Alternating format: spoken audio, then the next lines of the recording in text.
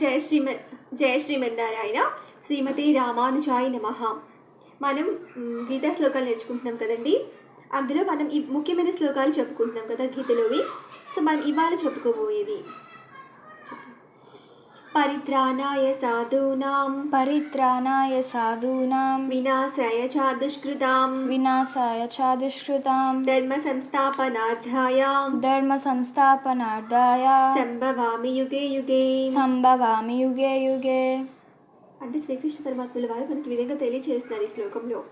సాధువులను ఉద్ధరించడానికి, దుర్మార్గులను నశింపచేయడానికి, అలాగే ధర్మమును నెలకొల్పడానికి ప్రతి యుగంలోనూ నేనే అవతరిస్తాను అని చెప్పారు భగవంతుడు.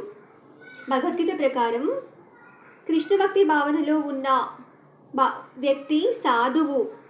ఒక వ్యక్తి అధర్మపరుడిగా కనిపించినా పూర్తిగా నిండుగా కృష్ణ భక్తి భావన యోగ్యతలను కలిగి ఉంటే సాధువుగానే భావించాలి.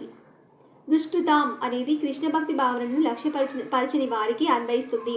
అటువంటి దుర్మార్గులు లౌకిక విద్యతో ఎంతో అలంకృతులైన మూఢులు మానవాదములుగా వర్ణింపబడ్డారు. కాగా కృష్ణ భక్తి భావనలో 100% నెలకొన్న వ్యక్తి పండితుడు కానీ, సంస్కారవంతుడు కానీ కాకపోయినా సాధువుగా అంగీకరించబడతాడు. నాస్తికులకు సంబంధించినంత వరకు రావణ కంసులను వధించినట్లుగా వారిని నశింపచేయడానికి స్వయంగా అవతరించవలసిన అవసరము భగవంతునికి లేదు. దానవులను నశింపచేయడానికి అతి సమర్థులైన పలువురు ప్రతినిధులు భగవంతునికి ఉన్నారు.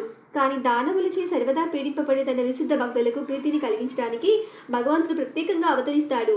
భక్తుడు తన పుత్రుడే అయినా దానవుడు అతనిని పీడిస్తాడు. భక్త ప్రహ్లాదుడు స్వయంగా పుత్రుడే అయిన హిరణ్యకశిపునిచే పీడింపబడ్డాడు. కృష్ణ జనని అయిన దేవికి కంసుని చెల్లెలు అయినా ఆమె భర్త వసుదేవుడు కేవలం శ్రీకృష్ణుడి వారికి జన్మించిన కారణంగా బాధింపబడ్డాడు. అంటే కంసుని చంపడం కంటే దేవకిని ఉద్ధరించడానికి శ్రీకృష్ణ భగవానుడు ప్రధానంగా అవతరించాడు. అయినా రెండూ ఒకే సమయంలో నిర్వహింపబడ్డాయి. అలాగే భక్తులను ఉద్ధరించడానికి, దానవులైన దుర్మార్గులను నశింపచేయడానికి భగవంతుడు వివిధ అవతారాలలో ప్రకటమవుతాడని ఇక్కడ చెప్పబడింది. ఒకానొక ప్రత్యేకమైన భగవద్ రూపమే అవతారం అని పిలువబడుతుంది. పురుషావతారాలు, గుణావతారాలు, లీలావతారాలు, శక్త్యావేశ అవతారాలు, మన్వంతరావతారాలు, యుగావతారాలు అని అవతారాలు నానా రకాలుగా ఉన్నాయి. ఇవన్నీ విశ్వమంతటా సమయానుసారము ప్రకటమవుతూ ఉన్నాయి. కానీ శ్రీకృష్ణ భగవానుడు అవతారాలన్నింటికీ మూలమైన ఆదిదేవుడు. విశుద్ధ భక్తులను సంతృప్తిపరచడమే శ్రీకృష్ణ అవతార ప్రధాన ఉద్దేశము. శ్రీమన్నారాయణ.